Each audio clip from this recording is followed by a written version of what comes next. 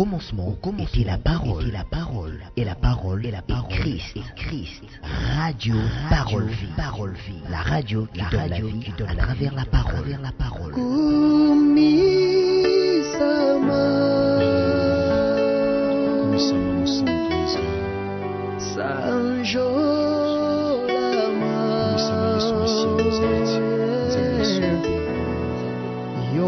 Zambe na biso Yahweh Zambe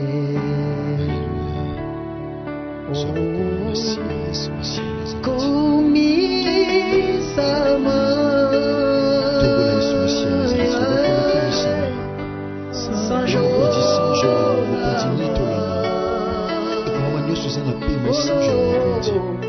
Que tout ce qui respire le monde de l'éternel.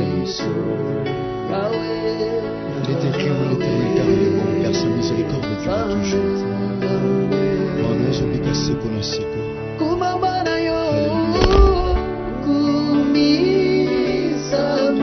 Akumisama tombo malikolo na nyonso. Kolo tokita po tomata Yesu asi ya Nazareti. Nzambe malamu mpe bolongi. Nzambe ya solo mpe ya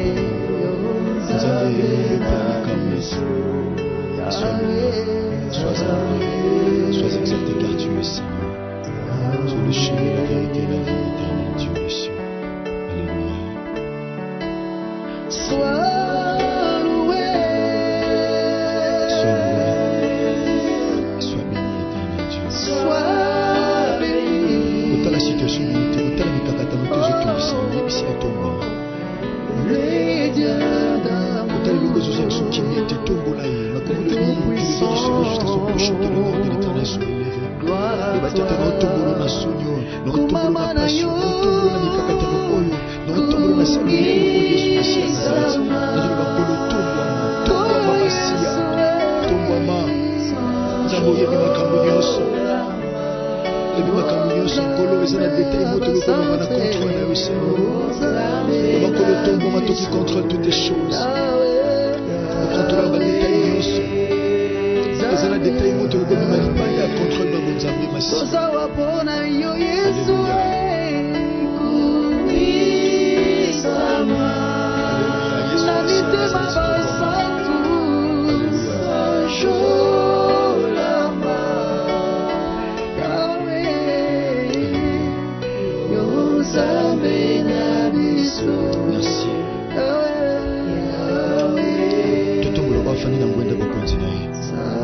Azingami na banshelo bazotombola ye bazoloba mosantu umela mokonzi toyebisa mokonzi umela na mosantu na ye toyebisa mokonzi atongwama ye nde mosantu ye nde bandembe suka makambo nyonso ye nde mokamusipi toyeba bazolela mokamusipi toyeba miso bazolela ye nde makasi abekamisa ye nde ezali lisubi ezalaka te na ntango ya krisi komona yesu masi ya nazareti azalaki lisombi na libota ya lazaro atako lazaro akufaki atako akomi kofola ata situation ezokola ata sante ezokola ata fusale ezokola ata jetation ezokola ata libala ezokola ata fiansa ezokola ebatongwama azalaki balazara mpona intervenir mais les secours qui ne manquent jamais dans la détresse.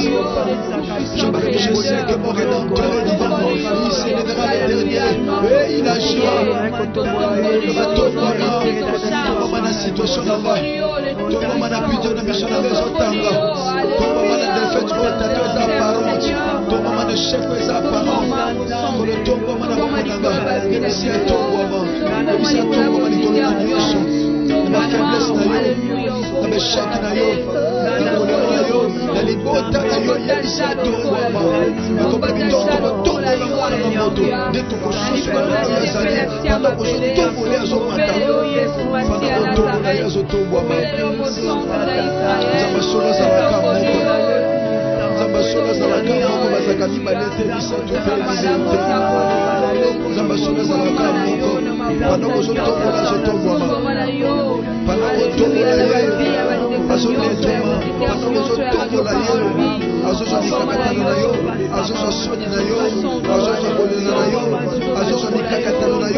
Azopesa ukimya, papa tala libo ya epele ya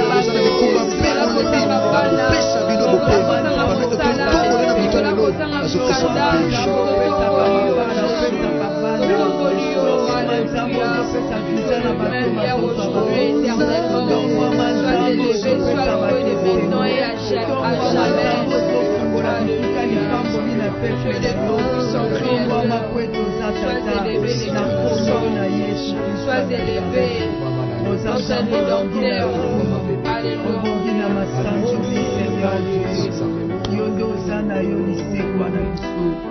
makomatindi biso tozala reconnaissant.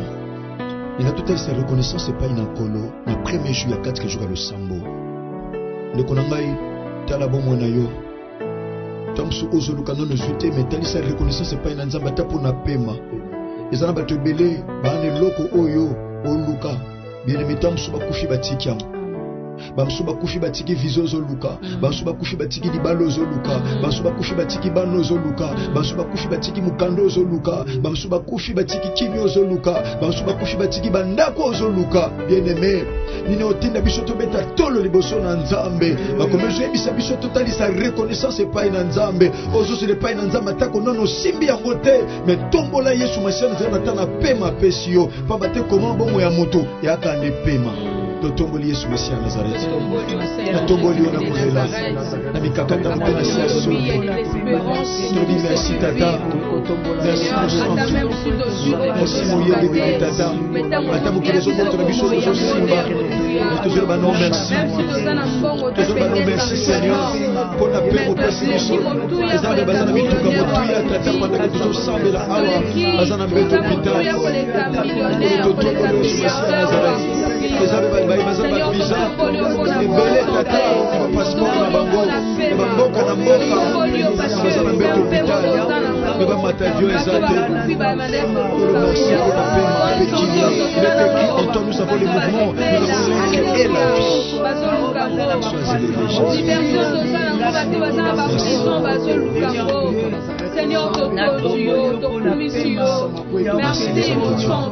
Parce que bien aimé, tous en 4 jours, il y a le sang de ma famille. Talasco famille, on est gâté tombo la Yesu Masiya na zata kati ba famille na biso. Tom su na libota na yo réaliser tom su ba singande tombo maka. Tom su maladie moko songolo héréditaire e bandana ba koko ya ko tombo maka. Ndeko na ngai tom su pasi moko songolo ya ko tombo maka na kati ya libota na yo. Bofanda tom su ba mituna ka mituna. So ba changer ka famille ndena changer famille yaya, oko changer famille mais oko changer te makila. Ya tata wa botayo oko changer te makila wana yaya ozebisa Christ tata no tombo na kati ya famille nanga no tombo na kati ya libota nanga no tombo na kati ya famille parce que to tombo la Christ nde wana toko sosola nani oyo azali kati na mabota na biso to sambeli au nom de Jésus-Christ de Nazareth. Parce qu'il est écrit dans ta parole quand vous célébrez le Fils de l'homme, c'est alors que vous reconnaissez qui est.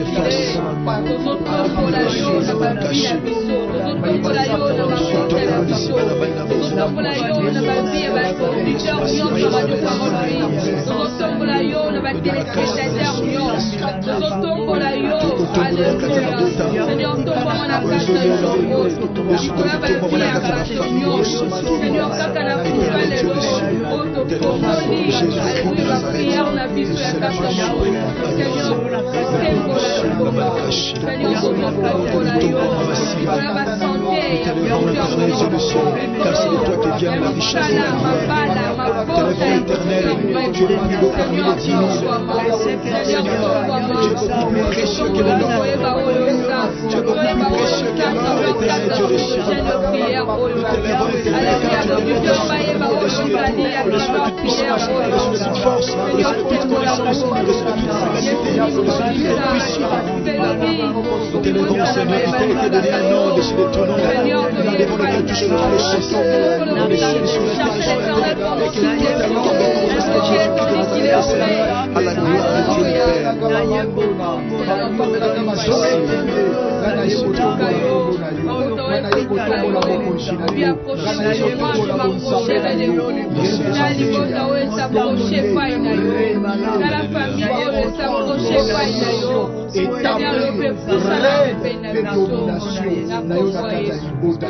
Les hommes de Dieu, tant que Yesu Masiya Nazareth na évangile ya Matthieu chapitre 6, bayekoli balobi lakisa biso ndenge esengi tosambela parce que toyebi kosambela te. Abisi bango bosambelaka boye tata na biso sana likolo kombo nyonso lokombo mpe bokonzi meya. Au sein de règne à Christ dans ta famille, mon frère, ma soeur. Au sein de Christ a régné dans la famille Nabino.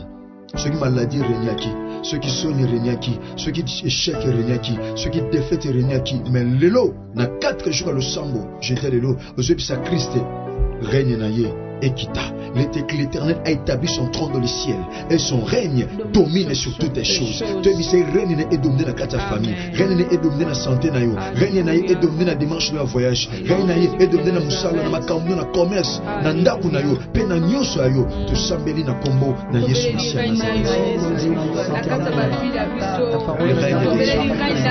Le ton règne éternel. Ton règne dans notre famille éternelle, viens régner. Tu as placé ton trône dans les ciels. Et ton règne éternel, Dieu des cieux, est en train de dominer sur toutes les choses.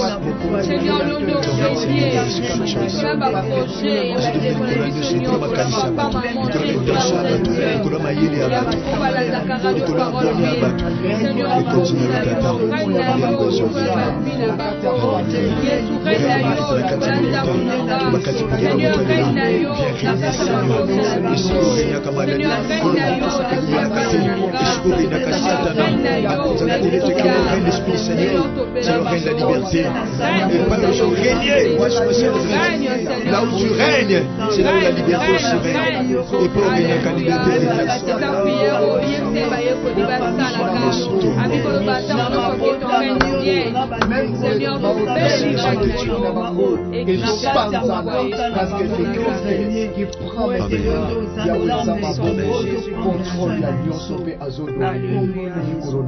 merci les hommes de Dieu. Seigneur, Topishio, merci. Natina 4 jours, Tata, il y a le sambo de ma famille. Topishio, merci, Soumassia Nazareth. Kolotondi mando banebso jeudi à l'élo, aux anabiso lobby vendredi, na samedi solution, pour chuter nabiso lundi, na intercession internationale des familles, et le monde sali na Tata. Topishio, merci. La Bible dit lorsqu'on tourne vers toi le regard, on est rien, on a des choix. C'est qu'à essayer mon Tata et bila et longi. Il y a libota moko na moko Tata ou ekati pongi na butu. Tobe ba bako sama na biso Tata. Atana simatango. Tobe ba zana Amérique. Usama na biso na pokwa. Tosimisi munga o entre tes sentiments. Na kombono Yesu Masia Nazareth. Nzambe moko solo pe abomo. Nzamba makoki nyonso. Nzambo tondimela nzambo tobetela maboko. Il est au samedi na kondima. Les boss le kola mutu moko to bondeli. Pète le bi. Amen. Merci les hommes. Est-ce qu'on peut acclamer les seigneurs? Merci les hommes de Dieu. Shalom peuple de Dieu. Tika Soumassia Nazareth Nzambe malamu pe bolingo asalabino ngolo pe asalabino bolamu. Oui, c'est vrai, tout bandi activité na biso mokolo lelo jeudi. Maman comme toujours le belezali la chantement ne peut rien contre ma famille. Tout le bloko mi balé, tout le bel enchantement et tout le bel la famille. Bien-aimé dans le Seigneur, tout ça la activité de la famille, tout ça la internaf a. Tout la intercession internationale des familles. Nous avons définir mot famille. Bien-aimé, to fongo lango to décortiquer, to comprendre que c'est quoi la famille. Ba vérité nini o batama na kati ya famille. Biloko nini o eza caché na kati ya famille. Na définition mot famille, mon frère ma soeur, ndoko yeba ba réalité spirituelle. Bien-aimé dans le Seigneur, autant monsieur Zolanda. Bien-aimé na tangi Biblia. Na tangi Biblia peut na comprendre beaucoup de choses concernant définition ya mot famille. Bien-aimé si manga penza bien. Bien-aimé so la ninga malam. Yaya so la ninga penza malam na 4 jours au sambela na biso tango nyonso. Parce que mon message no yaka jo parole vie chaque fin du mois. Tozaka na ba enseignement pe le sambo. Tozaka ba enseignement pe le sambo. Ko la pambola basali na ye au samedi to leka. Tout sambela qui sur la répétition de l'histoire. To boya qui répétition histoire. Bien-aimé dans le Seigneur, c'est quoi la famille?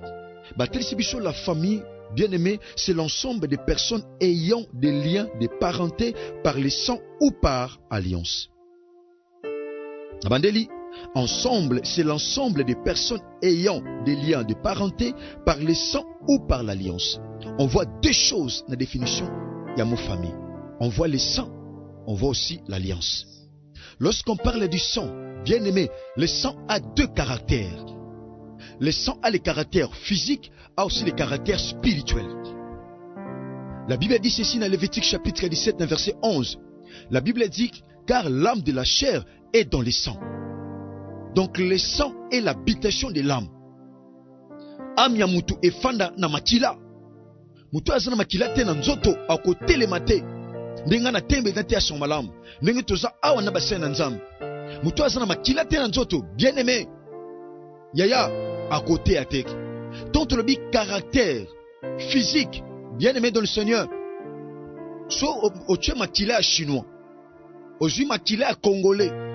Ozui makila nationalité moko songolo tope pakala otandi yango. Babi pona au réaliser nyonso ko zana couleur moko. On est ali caractère physique. Pourquoi? Parce que famille na caractère physique. Yaya tobi na makila to mona couleur moko rouge. To mona couleur rouge. Makila yaya ezana tina makasi na nzoto ya mutu. Makila tango zo mona na boy, mon frère et ma soeur, même examen belé pour ba détecter maladie na nzoto basala ka examen basala una makila. Ba bengango hématologie. Ba examen belé basala una makila. Au monika makila et continue na laboratoire, mais ba mona biloko zo mona miso batute. Lorsque voilà pourquoi la Bible dit, bien aimé dans le Seigneur, Job Alobina chapitre 32 verset 8. En réalité dans l'homme c'est l'esprit. La réalité famille na bino soko tala ngona misu oko détecter ngote. Soko tala ngona misu oko définir ngote. Soko tala ngona misu mon frère ma soeur yaya olela. Makila wana ezali caractère physique. Ce qui tu es un caractère spirituel. C'est quoi le sang? Batali sibiso le sang c'est quoi? Tobi le sang c'est l'habitation de l'âme. Le sang, bien aimé dans le Seigneur, sang ezali pont. Pont. Yamoni tata mozo la kela mona mabe. Pourquoi? Et là on est sali que tata la kela mona mabe. Eza pont. Pont et joue à deux rôles. Et joue mutu na droite et même à gauche. Et joue bateau na gauche, bateau na droite. Et là ils permettre que trafic et salama. Yaya, c'est le pont. Bien aimé dans le Seigneur. Basakana na ponte. Pozolongo la biloko awa et nango awa. Donc makila. Et kolongo la maloba tata lobi. Et même yango moni ba rekabiti. Dans Jérémie chapitre 35. Rekab. Yaya. Tangu rekab azoloba. Parce que rekab azali descendant. Yaya. Ya Caïn. Nzamba beseki Caïn okoma errant. So tozui na étymologie. Na racine ya mot. Rekab. Tomo na errance. Donc mi telengano. Muto a telengana. Alingaki ndenge Caïn telenganaki. Ndenge yepa telenganaki. Bakoko ne peut pas telengana. Basanga sika vivre. Na zongi a bien aimé la définition. Tu peux na ba détail. Tobi makila eza pont. Eza na ba tate bela la ke la mwana mabe. Ni ne sala ke mabe comme la mwana. Eza pont. Pont na soko buki ngote. Yaya. E banda ko lekisa. Makila ezali pont. Les sons crient. Sozu Genèse chapitre 4. Nzamba zebisa Caïn. Abina Caïn, où est ton frère Abel? Wapi frère no Abel? Abi, est-ce que tu as une sentinelle pour na kenge la Caïn? T'as la réponse au peu sans âme. Impoli, Caïn. Ta réponse au peu sans âme. Abi, wapi ndeko na yo? Abi, pour ne nous bomi ndeko no parce que makila ezo gang. Makila ezo gang, bien aimé. Les sons crient. Tant que tu n'as pas question, pasteur Herbie. Makila ezo gang na mon côté. Makila lo bagate. Derrière les sons, il y a l'esprit. Dans les sons, il y a l'esprit. Au moins, tu mutu bakati mutu. Mais mutu anezo gang ezo loba. C'est le sang. Au moins, un accident mutu katani. Mais mutu ezo loba. Et chance na ngaki na kufa. To yoka biloko ana atato vivate na misu. Mais to yoka ngo pourquoi? Parce que c'est le sang. Le sang est puissant. Le sang est fort. Ba koko ba la ke la biso mabe na nzela makila. Ba tata boti biso ba la ke la biso mabe na nzela makila. Makila est à pont. Mais j'aimerais dire à quelqu'un qui prie avec nous en ce moment. Ce qui makila ba tata est à pont. Et je peux savoir que la biso mabe. Et ça peine l'ombe moko. Et ça peine tata moko. Amata na croix. Comme on est Yesu Messie à Nazareth. Il a fallu créer pont. Il a fallu créer pont. Ceux qui peuvent tâter les même la biso bila kelimabe. Ceux qui peuvent coquer même la biso bila kelimabe. Mais il y a un homme qui était monté à la croix. Le Dieu qui sert mon père Jean-Paul Mayata. Il s'appelle Jésus-Christ de Nazareth. Le Dieu vivant véritable. Son sang a créé pour nous un pont. Makila ne vous créer pour nabiso pont. Et donc la biso na mawa, mais biso na sengo. Donc la biso na pasi, mais biso na ko sepela. Soyons tu nazo te sala melayo. Ce qui makila batate créa pour en kolela. Mais ce soir, na bouton le makila ou ganga na croix. La Bible dit le sang de l'agneau de Dieu, le sang de Jésus-Christ de Nazareth, crie plus fort que le sang d'Abel. Amen. Ce qui makila bel et ganga qui, mais celui de Jésus-Christ de Nazareth et ganga kamaka shikoleka. Makila torobe zapon. Bien aimé dans le Seigneur. Ce qui batate la kila biso mabe. Mais zana mutumoko. A matin na croix, à sopa makila. Pourquoi? Parce que bon, donc le sang c'est la vie. Le sang c'est la vie. Le sang c'est la race. Oh, le sang c'est la race. Sang ezali race. Race. Ezali race. Mon frère, ma soeur. Sang ezali fondement. Sang ezali mon boko. Ezali mon boko. Oye fandi. Bien aimé. Ah, tu le un aspect spirituel. Ezali mon boko, mon frère, ma soeur. Ça eza mon boko. Bah ça, y'a un moni batu mususu. Soko zoki si moi na bango. Oh, faut pas foutre l'eau. Biso na famille, soba zoki saka batute. Pourquoi? Parce que bah yebi valeur ya makila. Pourquoi? Parce que makila est à vie. Makila est à base. Makila est à base. Makila est à oxygène. Azo me mango na biloko na nzoto pour na mutu à vivre. Le sang c'est la source. Le sang c'est la racine. Et lorsque si maganzete zaka makasate, ezaka bambumate, ezaka betapite nitron. Ce qui soutient l'arbre c'est la racine. Le sang c'est la racine. Ne nazabata bakatinga loboko na otambula. Mais so makila na nzoto silinga na otambula te. Pourquoi non comme très abattu, non comme très affaibli? Pourquoi? Et le paix sans force, énergie, c'est le sang. Le sang c'est l'énergie. Donc moi si à perte ya sang. Oh. Moi si à perte ya sang. Tango Christ azo kenanda kwa Jarius. Moi si à perte ya sang. Tango apusha ni pa na Yesu Masiya à Nazareth. Abisoki na simbi lamba na enobika. Cette femme azaki na foi. Mais ceux qui toquent na domaine ya salut. Azaki na foi. Mais tout le monde a fait œuvre à salut. C'était comment? Tout le monde a préfiguration. Ya musala Christ na croix. La Bible dit tant moi sur a simbi Yesu Masiya à Nazareth. Perte makila et katani. Et katani pourquoi? Il faut perte makila et katana. Pourquoi? Parce que mouton ya simbi. Il a fallu attendre sa makila na croix. Yoko simbi était pour attendre sa makila na misunaye. Akomundi mato tangisa makila na misu na ye. Akondi mato le na misu na ye. Akondi mato soka soni na misu na ye. Akondi mato zonga malade na misu na ye. Na zoebisa mutu moko. Ezane lombe moko. Atangi akotangisa makila na croix. Yango mwasi otango eko simba ye. Lebe di perte makila e katani mbala moko. Pourquoi? Parce que makila il a fallu mokonzo ya simbi atangisa ye na croix. Est-ce que na otia mutu moko? Wapi mutu na otea. Tika Yesu Masiya Nazareth. Nzambi a solo pe a bomoy. Asala yongolo, asala bolam bien aimé. Tu continues l'enseignement. Tu continues l'enseignement. On peut définir à mon famille. Tu dis mettre Christ à la glorifier. Tu dis makila eza vie. Makila yaya eza pont. T'as la famille nabino bien aimé. T'as la famille. T'aimes toi le belezani. Ezali l'enchantement ne peut rien contre ma famille. Enchantement ezani bien aimé. Tu as aussi ici définition à 100. Yaya. Neto côté na définition il y a enchantement pour toquer dans le sang de mes joies le sambo tina na famille partager avec mon frère ba valeur ya makila na kati famille. Nous voulons prier le Seigneur. Joie position le sambo mon frère, joie position le sambo ma soeur. To bon de l'anzam, to bon de l'anzam tala sko makila na yo, tala makila ni nous en na kati na yo. Quel genre ya sang ozo porter, quel genre ya sang mon frère ma soeur ozo mema. Quel genre ya makila pendant bande bazo chalo ye monde ko bless ozebi sankolo Seigneur na yo pe to langa na makila na yo ozebi Yesu Masiya Nazareth na poussa ne pas ina yo tata ce qui makila ba koko réclama kanga mais na poussa ne pas ina yo tata makomelo bi le sang de l'agneau crie plus fort que celui d'Abel. Ozebi sankolo Seigneur tika makila na yo ganga na famille nanga so makila ba noko gangaka so makila ba tate gangaka so makila ba mame gangaka me ambalo na linginde makilo so pa na croix e ganga na famille nanga nakila na yo makila ba noko pesa lobi côté makila ba noko kondanaka parce que le sang condamne mais le sang de l'agneau nous justifie, le sang de l'agneau nous libère. Ozebi sa Christ makila na ye e ganga na liboto no pe na bomo na yo to sambeli na kombo na Yesu Masiya Nazareth.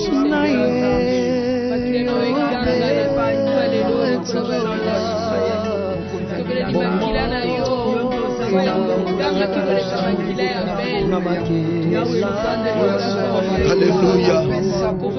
On peut s'embêter.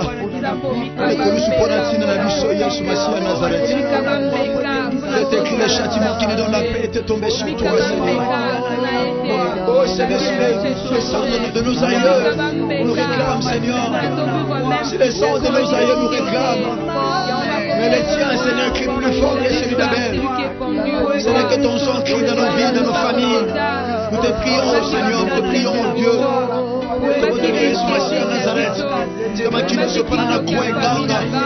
Pour notre libération, pour notre liberté.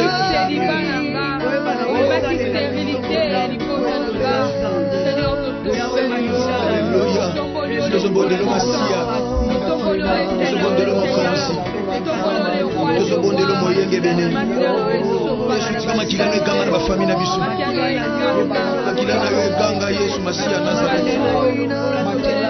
Qui l'a eu Yesu Masia Nazareth ganga kati Nabisu.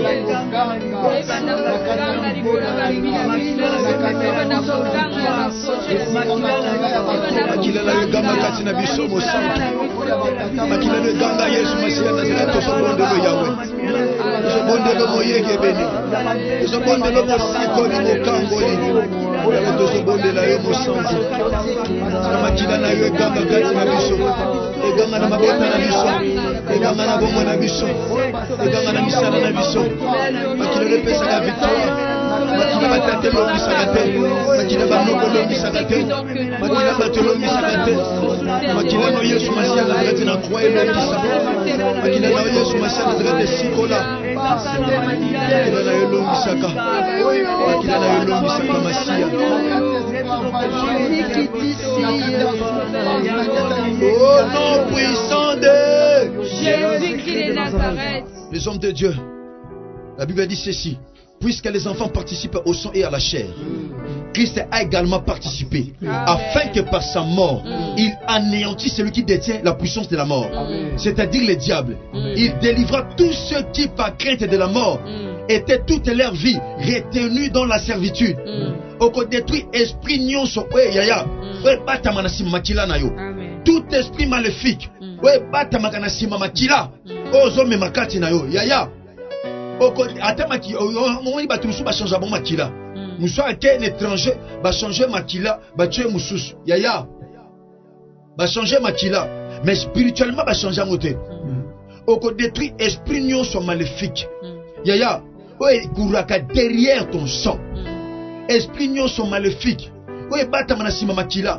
Ton troba makila, eza biloke beleto manasima makila. Makila c'est la nine. Tolobelango ozo détruit esprit nyonso maléfique oyo eza na sima makila na yo tobeti maboko tosambeli na kombo na Yesu Masia Nazareth.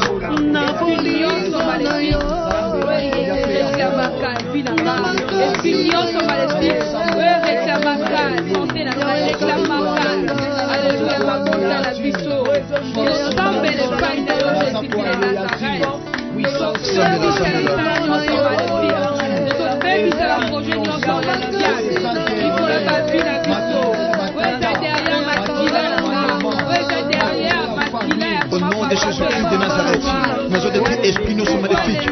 On réclamera dans la makila. On n'héritait pas de batata. On n'héritait pas de bakoko. Esprit wana. On batama na sima makila wana. Ezana détruit maintenant. Dans le nom de Jésus-Christ de Nazareth, il est écrit: je vous ai donné le pouvoir de marcher sur les serpents, sur les scorpions, et sur toute la puissance de l'ennemi. Rien ne pourra vous nuire. Rien ne pourra vous nuire. Nous tombons à Yesu Masia Nazareth. Au nom puissant de Jésus-Christ de Nazareth, esprit non sont maléfiques.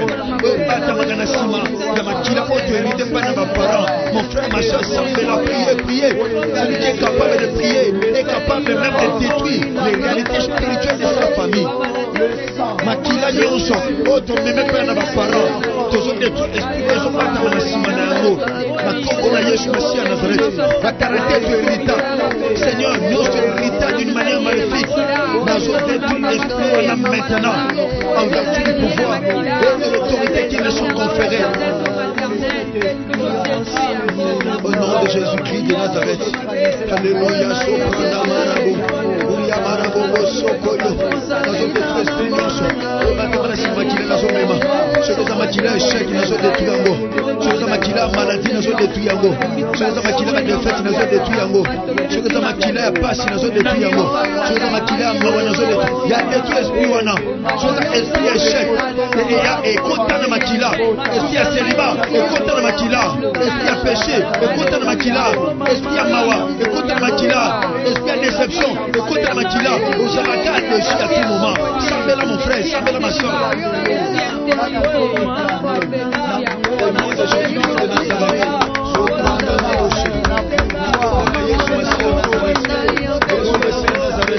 Le Dieu tout-puissant, le Dieu vivant et véritable, le brillant des cieux, la main est cachée.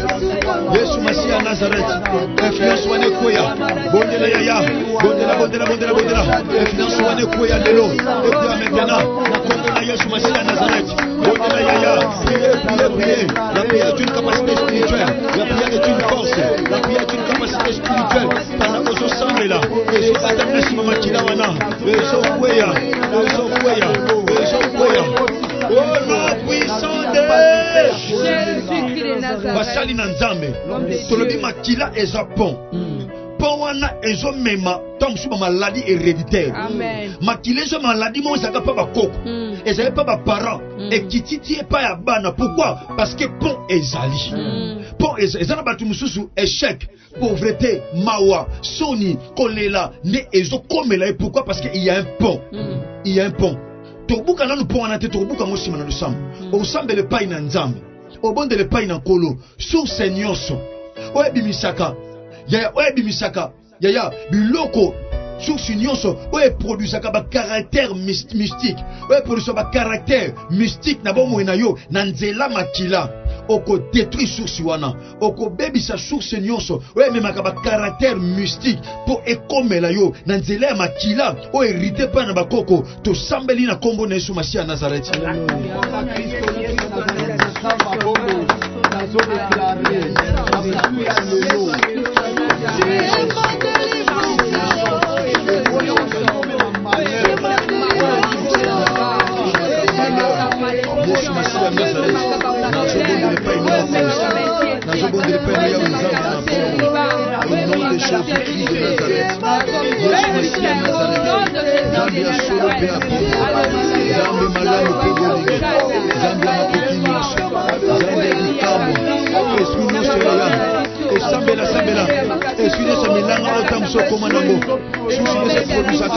via Kolangwa, via Kibolumba, depuis Susuana, depuis Yango Yaya, Baby Sergo,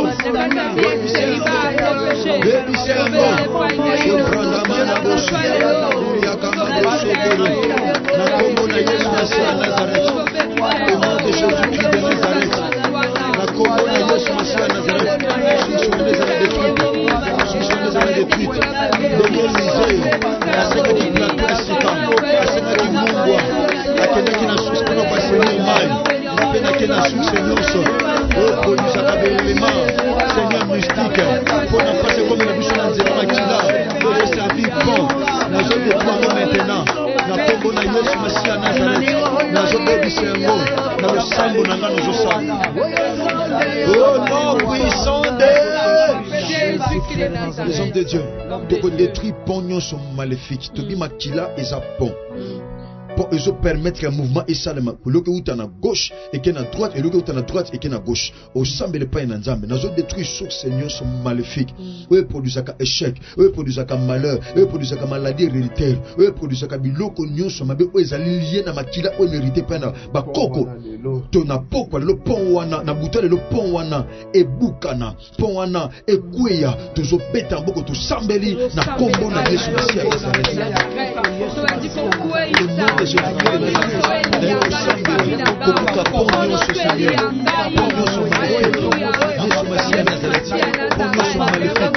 nom de Jésus-Christ de Nazareth, pognon ce pognon, pognon ce maladie, Yesu Massia à Nazareth.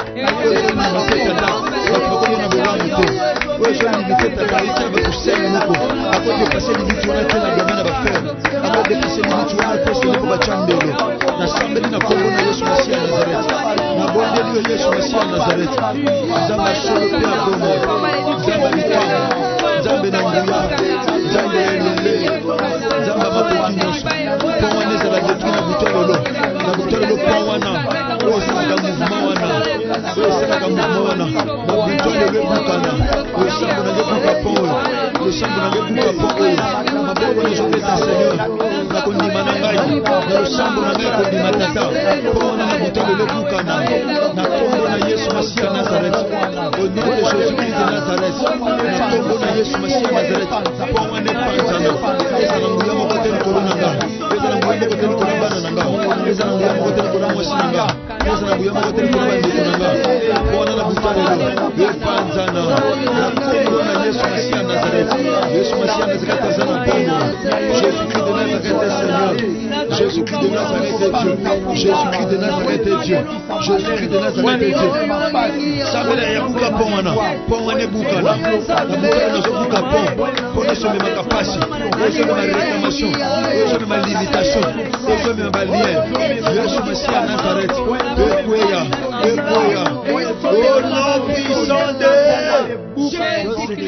de la Bible dit ceci. Plutôt, la définition à mon famille, babi ensemble de personnes ayant des liens. Et là, quand il y a des liens, lien de yango, il y a 100. Na alliance. Tu aussi sa définition à 100, peut-être au côté de alliance. Lien zali. Lien zali singa. Singa salaganin. Singa kangaka eloko. Singa e empêcha eloko eke musika. Singa esalaga musala ebele. Ya okokata singa nyonso. Oba kangela lipamboli na yo. Okata singa nyonso. Oba attacho quelque part. Okata singa nyonso. So ba bombo quelque part ba zo ba tchao ba singa. Okokata ngona butalelo to sambeli na kombo na Yesu Masiya Nazareth.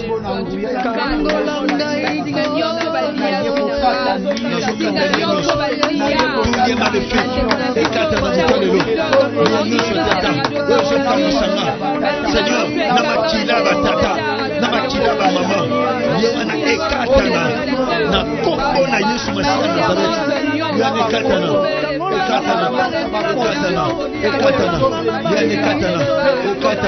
Na kombo na Yesu Masiya Nazareth. Losambo na zosale koma moto. Losambo na zosale koma mopanga. Ekoma mopanga. Ekoma mopanga. Ekoma mopanga. Ekoma mopanga. Ekoma mopanga. Ekoma mopanga. Ekoma mopanga. Ekoma mopanga. Ekoma mopanga. Ekoma mopanga. Ekoma mopanga. Ekoma mopanga. Ekoma mopanga. Ekoma mopanga. Ekoma mopanga. Na kombo na Yesu Masiya Nazareth. Liye wana tate katana. Singe mumaka batu tata. Kolo elimitaka batu. Emaka batu batourne sika moko. Emaka batu batourne sika moko. Yango lelo nazo brise liye wana. Ekatana.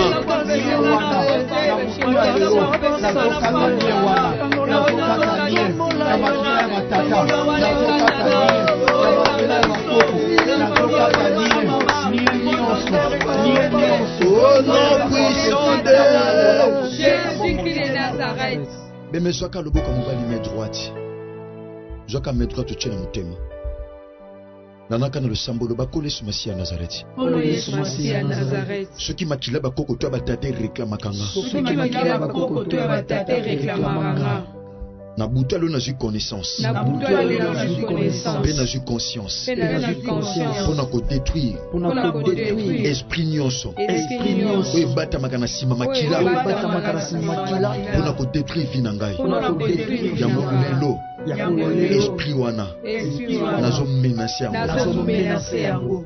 Lelo makila na ngai. Lelo makila na ngai. Ekozala manipuler te. Ekozala manipuler. Na ba réalité spirituelle. Ba réalité spirituelle. Ya ba koko to batata na Ya ba ngai. koko to pe batata na ngai. Fandaka kimia. Seigneur, pesa biso message to bondele pa na yo. Na mabota nyonso. Wasamba na biso na kati ya radio parole vie. Kolo na sambeli na kombo na Yesu Masiya Nazareth pendaka ndo kwatchelo bona mutema na tombo lobo. Esprit nyonso maléfique. Merci Saint-Esprit de Dieu.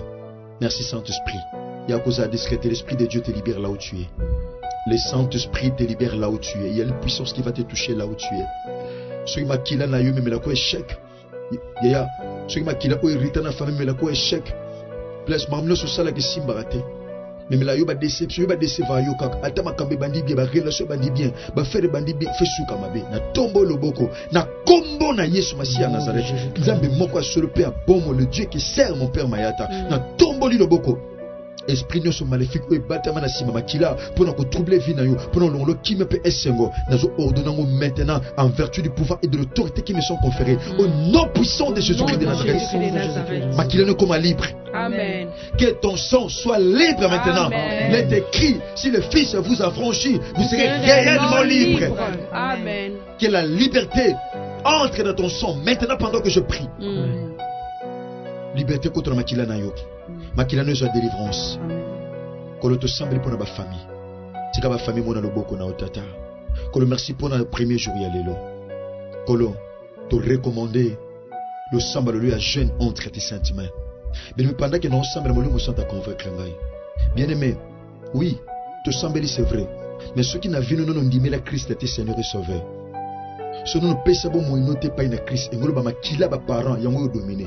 Ce que ozana posa makila oyo sopana na croix misala Yesu Masia Nazareth pour misala Christ et s'accomplir na vie na yo bien aimé dans le Seigneur et sengeli ondimele na bon moi na yo kolope mobikisi. Ne cause une décision ya kotika tom suba pratique monsieur zo kangayo ozo pesa nzela na esprit oyo na sima makila ya parents ya eleka parce que pont Isaac zoka loboko mabali tombola donc là na mutemo tomboli ndeko nous a vino to pese pa ina Christ na ina sungo na buta lelo ya kozanga pe okomela biso te ngana ndimeli Christ Seigneur sauver na ko orienter le sud na sima le sambo oyo na ko orienter yo do ba kole Yesu Masia Nazareth ngai herbi na yo kili loba na yo na sosoli yango na comprendre que makila na ngai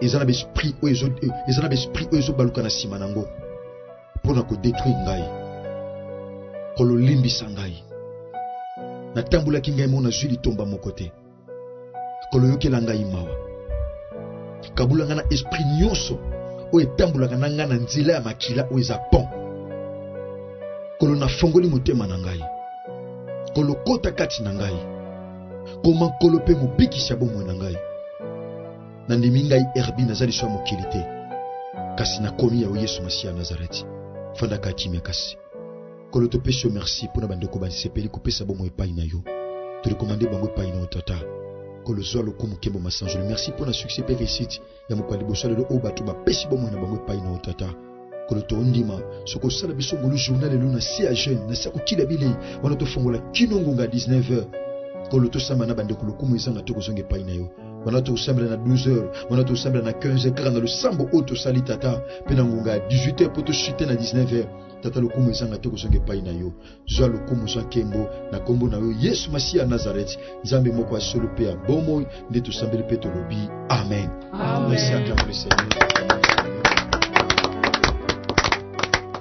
Merci bandeko nanga basi pe mibali kolo akanisa bino asala binongo lupe bolamba bandeko bopesi bomoi na mne epai na Christ bokomela biso atana numéro oyo eza na télévision bokomela biso soit bokomela numéro ya mama Karine Tsau ezali plus T143 ba numéro ba liboso oyo ba 99 wana ezaki penza mo problème depuis pendant un certain moment numéro wana ezaki so opérationnel te na WhatsApp même ya mbala oyo mama Karine azosala numéro mosusu oyo ya plus T143 82 930 17 51. Merci. Tika kolo Yesu Masia Nazareth nzambe moko asolo pe abomo asala binongo pe bolam.